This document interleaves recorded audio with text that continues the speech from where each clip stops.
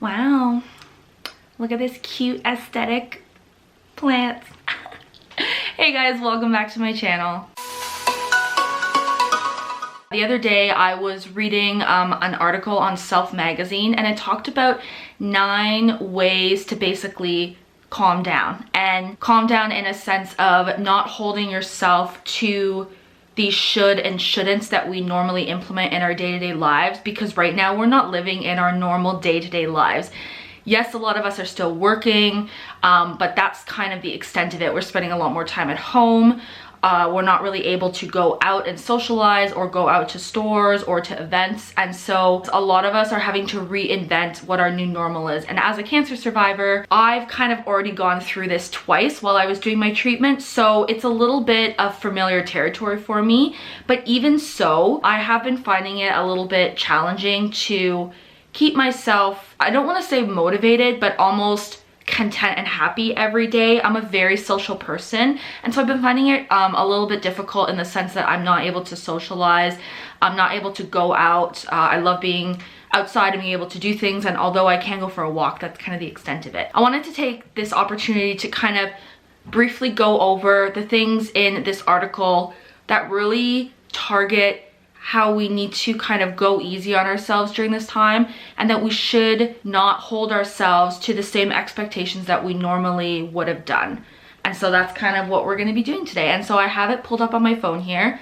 I have my Hojicha tea. I will link the article down below. Self Magazine is a really great online platform that has lots of helpful articles, videos, talks from experts about just different lifestyle and day-to-day things. Okay, so the article is actually called 9 Little Ways to Go Easy on Yourself Right Now. So it's basically what it says, it's at your anti-to-do list, which I think is a really fun term for it. The first tip is don't worry about keeping up on the news. The news obviously is a great place to get information and to hear about different things that are going on, not only in our own country, but around the world. However, I feel like a lot of people probably feel obligated to keep up with the news so that they can have conversations and to know exactly what's going on all the time. But this can be really disheartening because there's a lot of negativity in the news right now. And then if you miss something and you're talking to someone, you might feel like you don't know as much as they do on a topic. But on the flip side of that, if you're really interested in knowing what's going on and being super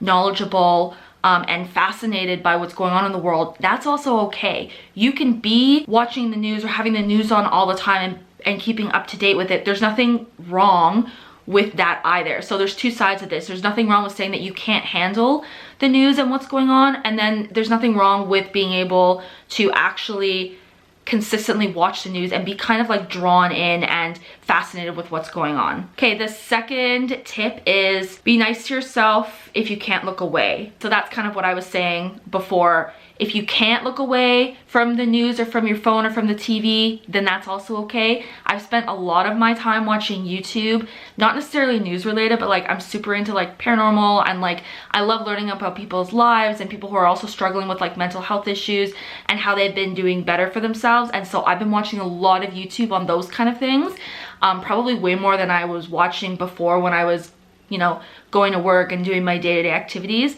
That's also fine. TikTok, excuse me, I'm addicted. I was one of those people who just downloaded it for fun and just to watch, and now every night like I spend an hour on it before I go to sleep, and that's okay. Like, don't feel ashamed that you're spending a lot more time on your phone or watching TV. We're in a pandemic and we can't leave our homes. It's all right. Okay, tip number 3 is be a little gross. I love this tip because now is kind of the time to just kind of let yourself be without judgment. You are staying home most of the time for most people. You're just with your families or your siblings or your friends, whoever you live with.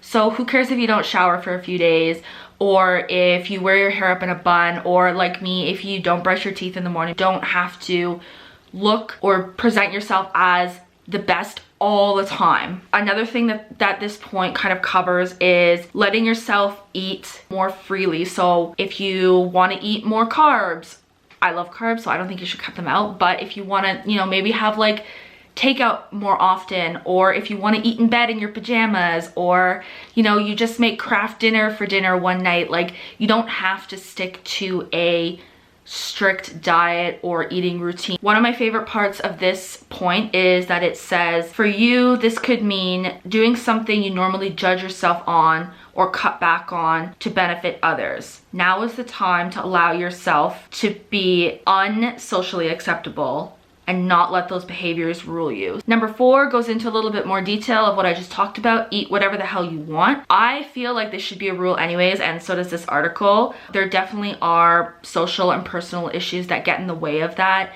If you have dietary restrictions, you're allergic to things, you have a disease that food helps you kind of maintain or control, obviously keep those in mind. But in general, if you want something, just eat it. It's okay. Allow yourself to not feel guilt or shame over that. Nobody's watching you. Nobody knows if you're eating it unless you post it on social media. So I post a lot of healthy recipes on my Instagram, but in between those recipes, like, you bet your ass I'm eating potato chips. Like 100%, I ate a whole bag last night when my mom and I were watching the Twilight series. Like, I love chips. I've definitely been eating a little bit more like of the potato family since the quarantine has started, because when you're watching movies or TV, like, you want to have a snack. So yeah, I'm gonna have, like, you know, vegetables and fruit, but then I'm also gonna have chips, and that's just how I like to do it. The quote says, we're in the middle of a goddamn pandemic. If dinner has to be cheese and toast or a sandwich from the fridge, then that's totally okay. If you have a lot of cravings and are snacking a bit more than usual, then cool, don't beat yourself up. It also then talks about what we eat is definitely connected to our mental health, and the article doesn't want to discount that, but it's saying that the stress of eating healthy can sometimes make you feel overwhelmed and anxious, and then can also lead you to eat unhealthy. Then just eat what you want so that you don't kind of go to that extreme. I just stabbed myself in the eye.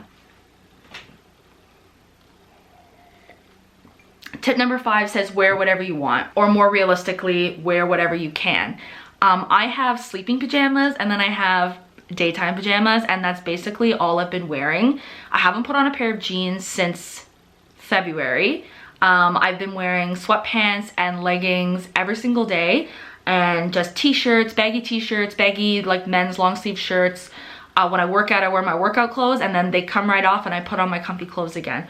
What's the point of, like, forcing yourself to feel uncomfortable when you're gonna be sitting around all day? I don't get it. If you started your pandemic out by getting dressed every morning so that you felt like you were going to work and, like, you know, achieving something, then that is totally fine and acceptable and awesome if you can do that. I don't, but if you can, I think that's great. And if you've kind of slacked off now and are kind of just wearing more like casual comfy clothes, it's okay. Again, the article talks about if getting dressed every morning in your professional or work attire helps motivate you to get your work done, or helps with your mental health or your routine so that you can feel good, then by all means do that if that's what works for you. But if you feel stress and pressure over having to get dressed and then just sit on your couch and do your work, don't do it. Basically, do what makes you feel good. Number 6, use shortcuts to avoid creating chores. You would think that from being home more often, the house would be like completely tidy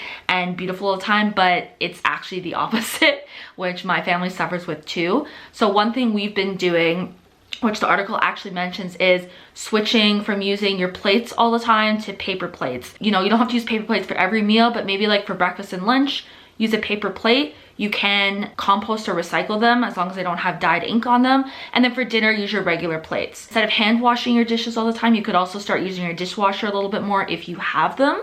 But if you don't, using the paper plates will help kind of eliminate some of that stress of cleaning up dishes and cups for yourself. Something that I've been doing is, instead of wearing a different outfit every single day, because I'm at home, I'm not really like getting dirty or like sweating a lot, or in the city where there's like, you know, dust and crap everywhere. You don't need to wash your clothes as often. You can wear the same clothes for a week before you have to wash them. I basically pick out a pair of pants and a sweater, and I wear that every day during the day. Stick to something that you're comfortable in and wear for more than just one day. Number 7 kind of is I would say like a sub tip of number 6.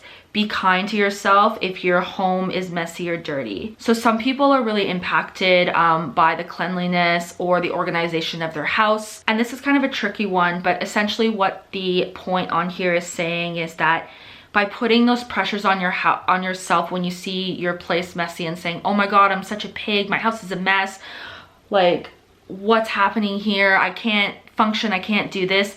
Instead, be kind to yourself and say, of course my apartment, home, whatever, is a mess right now because it's the middle of the day and I haven't had time to do anything. I'll get to it when I can, and I can handle that mess for now. This might not work for everybody if you have kids or lots of people living in your house, but if you're just a family or a single person, don't put so much pressure on yourself to have to clean everything right away. Acknowledge that the mess is there. You see the dishes in the kitchen or some blankets on the couch or your bed's not made, and be like, okay, I'm gonna get to it. I just can't do it at this moment. And sometimes even saying those affirmations out loud really helps you feel like, okay, you've noticed it, you've made a point of it. Write it down on a to-do list or in your planner or journal, and just make a point to come back to it later if in the moment you can't and it's causing you anxiety. Number 8, accept your new sleep schedule. This is, I think, huge. I think everybody has changed their sleeping schedules. I've been like going to bed at like 2 a.m. and sleeping until like 11, and so is my sister, except when she's doing her schoolwork. So you're spending more time at home. You're not as tired because you're not going out and doing all your stuff for the day. So definitely your sleep schedule is gonna change. And because we are at home, anxiety, depression, fatigue, or lots of energy pent up can all affect your sleep schedule as well as your mental health. Some people are sleeping a lot more, some people are sleeping a lot less, some people are taking naps throughout the day. Trying to maintain like a healthy sleep schedule right now is a lot harder, and sometimes I have tried to go to bed at like 11 and I'll lie in bed for 3 hours and my anxiety will start to spiral, and then at 3 a.m. I'll wake up and I'll rearrange my room because I'm just like thinking about things constantly. So instead of kind of going into that place where you're forcing yourself to go to bed early to maintain a schedule, but then you actually end up making yourself feel worse, get up and go do something. It doesn't matter what time of the night it is. If it's 1 a.m. and you're like, I can't sleep, I'm starting to feel anxious lying here because I can't sleep, get up, you know, go make a tea, go watch some TV, do some stretches in your room or some like light yoga. You can even stretch in your bed if you don't want to get out of bed. Don't feel guilty about it, because I think it's worse if you were to lie in bed and be up all night like wired thinking about something that you said to someone 6 years ago and that changed their life forever. Is not going to help you with the rest of your day. And you don't want to waste the energy that you have making yourself sick and worrisome when you can be doing something else that makes you feel calm. And number 9, the last tip, which I think is super important, is give yourself plenty of room to do absolutely nothing. It's okay if you don't do anything one day. There have been quite a few days during this pandemic where I have gotten up, made like brunch because I get up so friggin' late, watch some TV or YouTube, and that's pretty much all I do for the day. Even picking up a book and reading has been challenging for me, and I'm a big reader. It's okay to do nothing and to feel okay about it. If you can do one thing in a day and achieve something, whether it's a walk, read a book, if you did a workout, even if you just made your bed or did your makeup one morning or whatever, like that's great. If you can do that, that's an amazing accomplishment. But not everyone has those feelings, especially if you are someone who's struggling with sometimes anxiety and depression. It's okay to not do anything. We're all trying to adjust to this new normal, and it's gonna take time and patience and compassion for yourself. What this point talks about is giving yourself permission to do a whole lot of shit nothing. And that includes getting rid of the pressure to be productive and to practice self-care.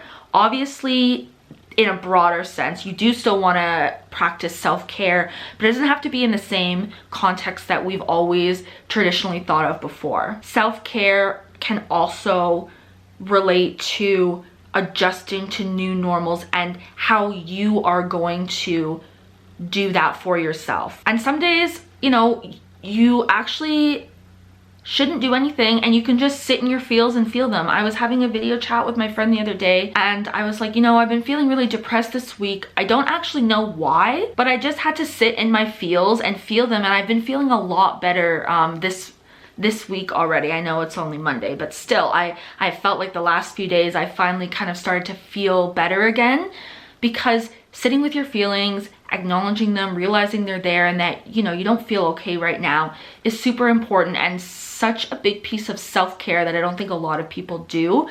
I think when we're feeling a certain way, we try and do things to make ourselves feel better or feel happier, get back to normal.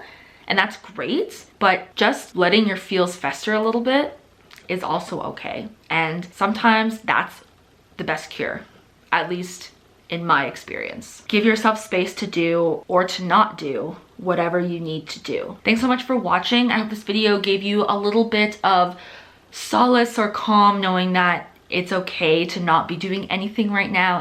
Again, I'll have this article linked down below so you guys can check it out in more detail. Definitely go to Self Magazine and check it out. Really great online resource for so many options, including like a lot of great workout videos that I've done myself. And I hope you guys have an amazing